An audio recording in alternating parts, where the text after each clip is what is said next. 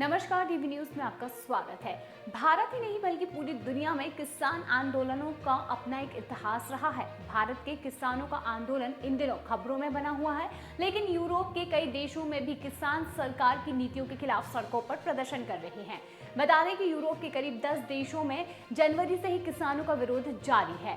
बताते हैं कि इन देशों में France, Poland, Spain, Germany, Italy, Greece, Romania, Belgium, पुर्तगाल, लिथुआनिया शामिल हैं। गुरुवार को इटली के रोम में विरोध प्रदर्शन करते हुए किसानों ने प्राचीन सर्कस मैक्सिमस पर धावा बोल दिया।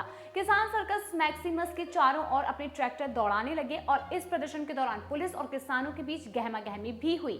इसके अलावा किसानों का एक ग्रुप प्रधानमंत्री जियोर्जिया मेलोनी के दफ्तर के पास भी इकट्ठा हुए और इसके अलावा किसान अपनी मांगों को लेकर यूरोपीय यूनियन के ऑफिस भी पहुंच गए, जहां पर उन्होंने अपना शिकायत पत्र अधिकारियों को सौंपा। इटली का राजधानी का ये मंजर ऐसा था जैसे 26 जनवरी 2021 को दिल्ली की सड़कों पर देखने को मिला था। आंदोलन कर रहे किसान आईटीओ के रास्ते ट्रैक्टरों से दिल्ली में दाखिल हो गए थे और किसानों ने यहां पर ट्रैक्टर दौड़ाए थे। फिर किसान लाल किले की तरफ बढ़ गए थे। किसानों के ट्रैक्टर आंदोलन की ऐसी ही कुछ तस्वीर रोम में भी देखने को मिली है। यूरोप में तेजी से बदलती जलवायु परिवर्तन को देखते हुए यूरोपीय यूनियन ने कानूनों में कई बदलाव किए हैं और इसके अलावा यूक्रेन जंग शुरू होने के बाद भी पूरे यूरोप में महंगाई बढ़ी है।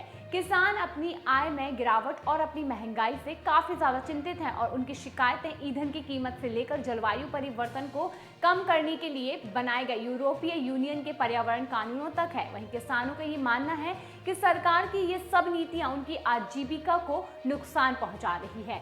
किसानों के प्रतिनिधियों में से एक पीनो कम्वर्ट्रिनी ने यह बताया है कि किसानों के पास कीमतों पर सौदेबाजी की शक्ति नहीं है। हमारे पास ऊपर से चुने गए राजनीतिक विकल्पों पर सौदेबाजी की शक्ति नहीं है, तो हमें क्या करना चाहिए। किसानों का ये कहना है कि उनको जलवायु परिवर्तन नियमों से बाहर रखा जाए, कृषि में कीटनाशकों के उपयोग पर पाबंदी न लगाई जाए। यूरोप के कई देशों में इस साल चुनाव होने हैं और जिसकी वजह से सरकार पर इन प्रदर्शनों का बड़ा दबाव है।